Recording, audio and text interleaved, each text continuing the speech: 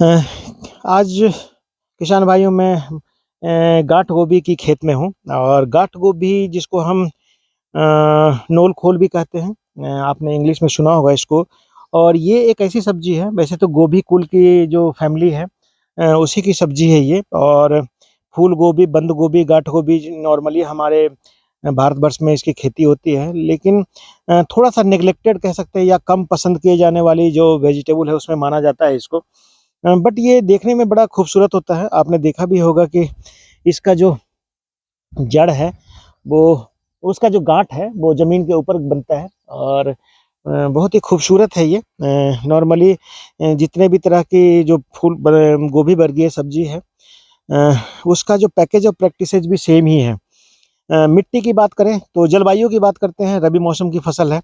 रबी में इसको लगाया जाता है, ख़ास करके बरसात के बाद जुलाई-अगस्त के बाद इसकी नर्सरी तैयार कर ली जाती है। और 3 से मतलब 90 से लेकर के 120 दिन की फसल है। वैसे तो 80-90 दिन में भी तैयार हो जाती है। डिपेंड करता है कितने बड़े साइज़ का आप जो नॉब है, इसको नॉब बोलते हैं एक्चुअली ना। जो इसका गाँठ बनता है। और ये शलजम और इसमें अंतर यही है कि शलजम का गाँठ जो है वो ज़मीन के नीचे बनता है और ये ज़मीन के ऊपर बनता है। तो किस्मों की उसकी बात करते हैं मिट्टी की, कि सभी तरह की मिट्टी में इसकी जहाँ पर फूल गोभी, बंद गोभी की खेती करते हैं, वहाँ सभी जगह इसकी खेती की जा सकती है।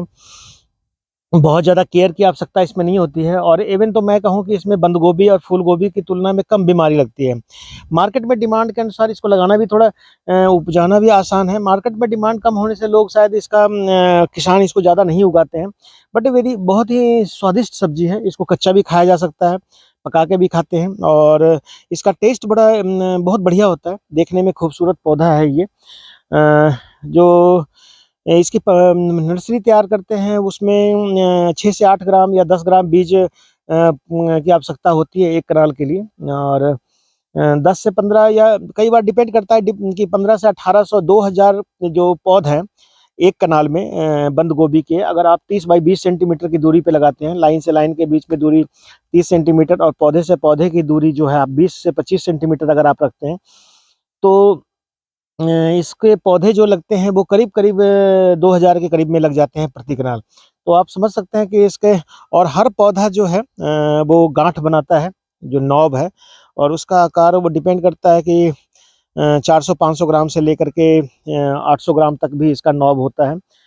300 से 400 ग्राम का जो नॉब होता है वो उपयुक्त माना जाता है मार्केटिंग के लिए और इसकी डिमांड अच्छी होती है। पत्ते और फूल गोभी और इसमें अंतर ये होता है कि इसका जो डंठल होता है उसमें थोड़ा नीचे से वो निकलती है, पत्ता नहीं होता है, ऊपर में ही पत्ता होता है, आप देख रहे हैं। और नीचे इसका शुरुआत से ही इसका नॉब निकलना शुरू हो जाता है। बहुत ही अच्छी सब्जी है ये।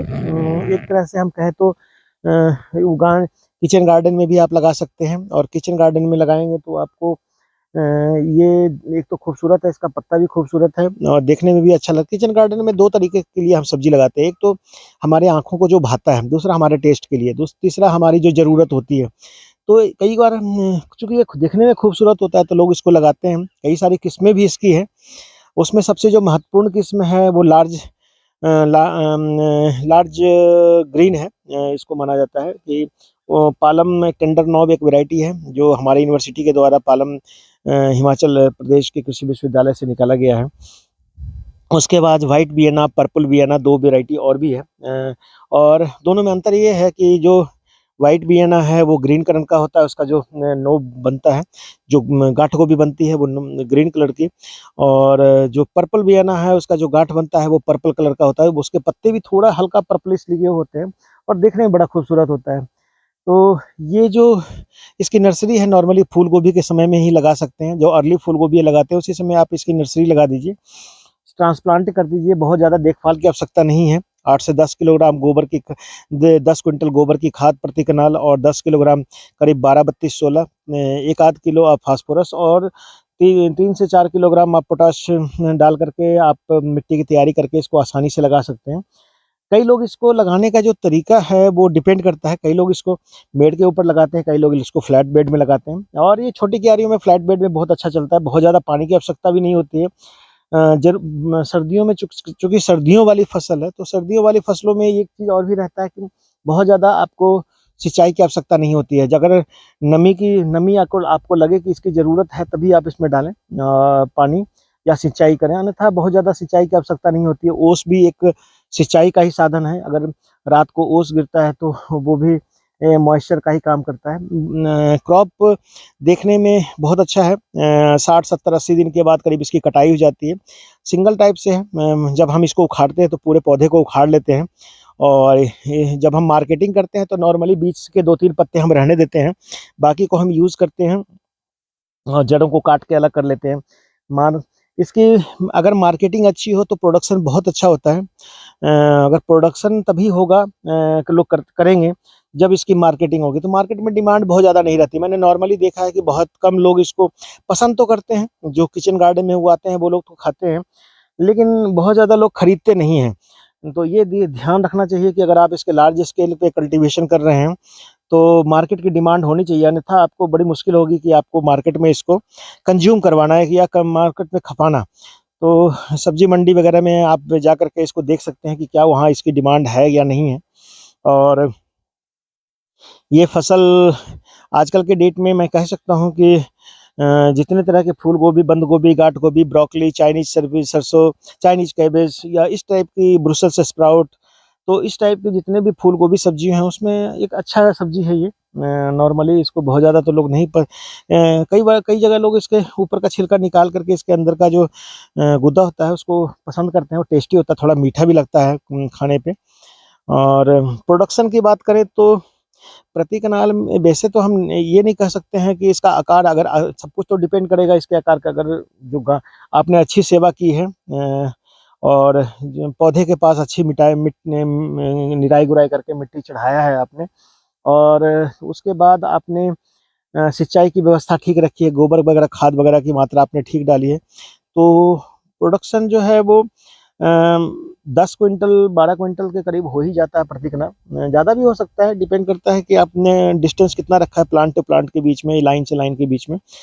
लेकिन एक पौधा अगर अच्छी तरह से विकसित हो जाए, कई बार इसको लोग कहते हैं कि कब ये मैच्योर हो गया या कब काटने लायक है, तो ये इसके ग्रोथ भी देखने में टेंडर होता है, थोड़ा देखने में कोमल लगता है।